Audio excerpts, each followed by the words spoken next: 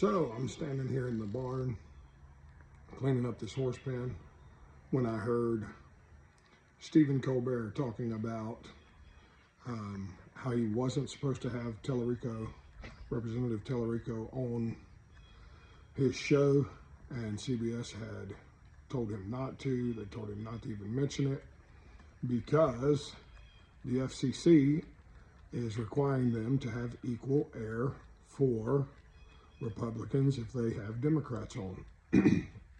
And so there's this huge fuss about not having, CBS didn't want to have any Republicans on the show or, any conservative representation.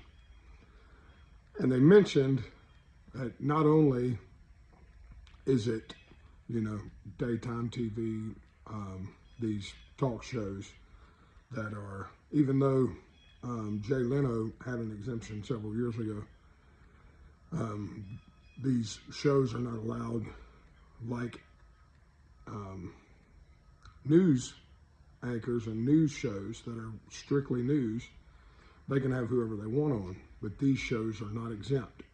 And so apparently the FCC has also come out and said that daytime talk shows on radio talk shows are also not exempt. So they're saying, the FCC is saying that basically it's equal because that is a largely Republican-based outlet, and of course, these TV shows are largely Democratic or liberal, and it bothers them so bad. But what's funny is Republican or conservative shows would be glad to have a Democrat or a liberal on their show. I mean, the more we discuss and the more we debate, the more people realize how horrible their ideologies are compared to ours.